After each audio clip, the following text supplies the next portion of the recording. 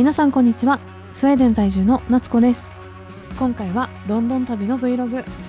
エリザベス女王の国葬が行われる2日前、ロンドンの中心地に行ってみたら、あんなことやこんなこと、びっくりの連続でした。たった8時間で回るロンドン弾丸旅の様子、ぜひ最後までご覧ください。私は普段北スウェーデンに住んでいるんですが、2泊3日のイギリス旅行、初日はロンドンを8時間で巡りたいと思います。搭乗時間は6時20分。1時間ちょっとのフライトでストックホルムへ向かいますよ。ストックホルムに着きました。首都ストックホルムからヨーロッパ各国は意外に 2,3 時間で飛べる距離。ルレオからロンドンまでのチケットも1万5,000円で買うことができました。ロンドンのガトウィックエアポートに着きました。そして偶然なんですが、この日は9月17日土曜日、エリザベス女王の国葬が行われる2日前ということで、今回の動画ではそのロンドンの特別な雰囲気を皆さんにたくさんお届けできればと思います。ではまず最初にロンドン市内へ向かうわけですが、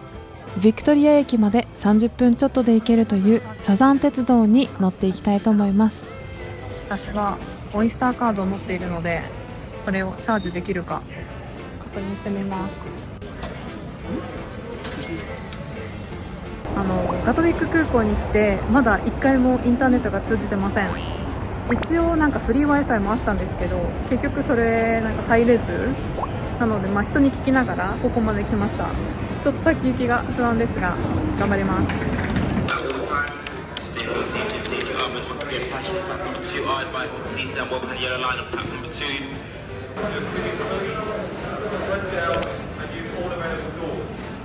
この日のロンドンは気温が15度前後。日光が当たるとポカポカして最高のお天気です。ガトウィック空港から30分ぐらい、車窓から見える景色を楽しんでいると、あっという間にロンドン市内に近づいてきましたよ。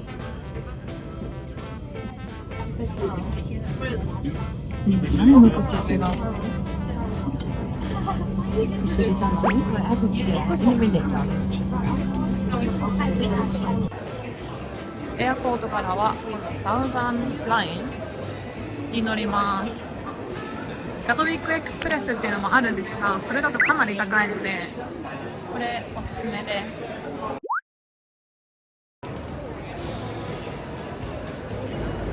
すごい晴れてます。はい、ということでビクトリアステーションに到着しました。今のところなんか半袖の人もいればすごい長袖の人もいて、ジャケット着てる人もいて不思議な感じです。すごい建物ある。この駅の方もかわいい。じゃん、サウザンレールウェイ、すごい。ちなみに今日の予定は一つだけ。午後7時に友達と韓国料理を食べること。それまではノープランで一人でブラブラする予定です。すごく大きな教会に、もしかしてこれがビクトリア大聖堂かな。行ってみよう。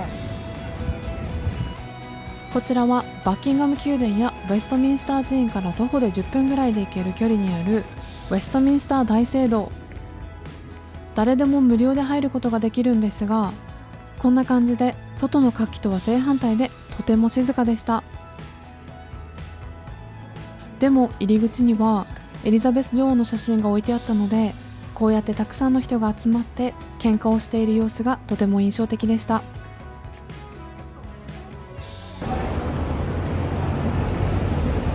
Thank you. €8 to count.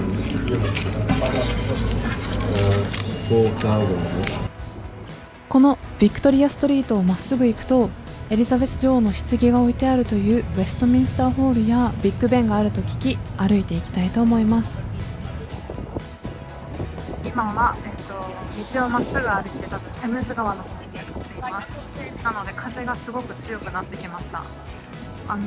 きい観覧車が見えるのがロンドンアイです。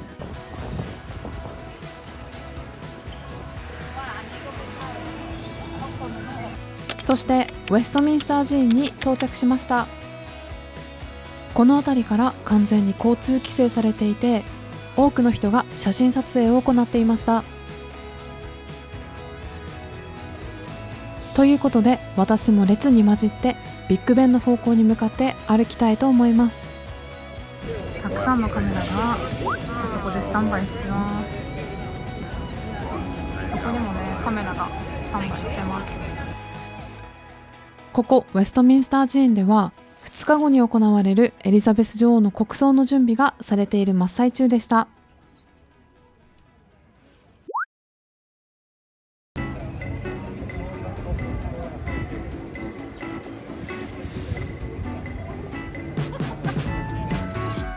4年前に旅行に来た時は改装中で見られなかったビッグベンも今回初めて見ることができました。そして見てください、この人の数。目の前からはウェストミンスターホールで弔問を終えた人たちがどんどん出てきています。テムズ川を渡ってロンドンアイの方に行きたかったんですが、交通規制されていて反対側に行けそうになかったので、とりあえず座って休憩することにしました。なんかね、テント張ってる人とかもいて、みんな何かを待っているっていう感じなんですよね。今何が行われているか、なんでみんなが待っているか聞くことができました。音楽隊とかそういう行進とかがあるわけではないんですが、王室の方たちが通ることがあるらしくて、多分お孫さんたちがこれから車で通るんじゃないかということでみんな待っているそうです。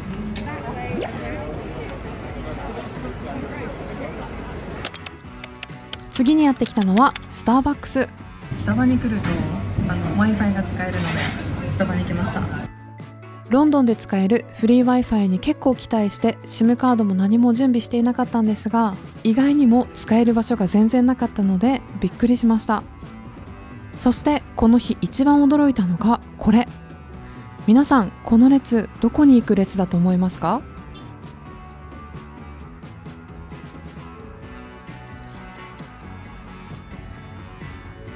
今はまた列に並んでいます。バッキンガムパレスの方に行くのに1時間ぐらい歩いて行かなきゃいけないみたいなので、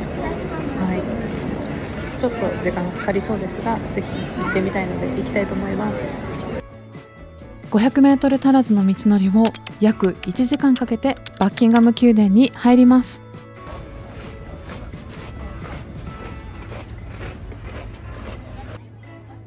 エリザベス女王の住居だったこちらのバッキンガム宮殿にもたくさんの人が訪れていて、ほとんどの方が手にお花を持っているのがとても印象的でした。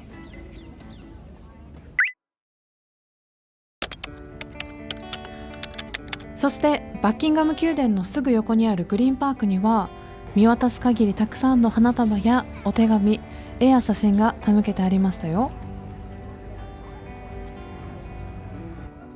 実際にロンドンに来るまではエリザベス女王の一般弔問の記録的な列の長さや待ち時間が注目されたニュースばかり見ていたので、亡くなったクイーンのためにそこを訪れた人たちの思いをこうやって見ることができて、私も感動しました。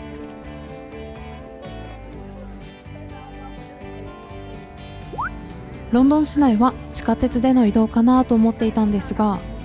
ビクトリア駅から出発してどこもそう遠くなかったので、結局ずっと歩いています。そして今回初めて知ったんですが、ネット環境がいい時に Google マップで行きたいところの地図をあらかじめ開いておけば Wi-Fi なしで GPS が使えるので、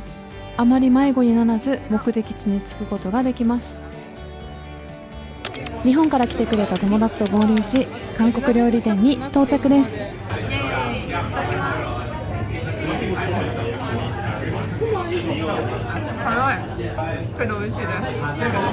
この日いただいたのは海鮮チヂミにキムチが2種類、甘辛チキンにチャプチェとエビのビビンバ、計6品とソフトドリンクで合計64ポンド、日本円で1万円ちょっとでした。すごい美味しかったです。ということで今から、ホテルに戻りたいと思います。レストランを出たのが夜の9時。普段は北スウェーデンの2000人足らずの田舎町に住んでいるので、本場のロンドンでパブ巡りをしたり、ロンドンの街を夜歩いたり、やりたいことはたくさんあるんですが、次の日朝7時にはエディンバラ駅の飛行機に乗らなきゃいけないので、急いで予約したホテルまで向かいます。実は4年前にロンドンに遊びに来た時は1週間のトラベルカードを購入していたので簡単だったんですが、今回はオイスターカードだけの移動、料金体系や1日の上限金額などがいろいろややこしくて、予約したホテルがあるガトウィック空港で最後改札を抜けた時はまさかのマイナス 5.5 ポンドでした。そして最後にクレジットカードやデビットカードのタッチ決済で使えるこのローカルのバスを使ってホテルに向かいます。ガトウィック空港からバスで1駅、1人およそ1万2000円のこちらのホテルで就寝します。そして次回は世界遺産の街エディンバラを1日観光したいと思います。ぜひチャンネル登録や高評価ボタン、コメントもお待ちしております。それでは来週もお会いしましょう。ヘイドー。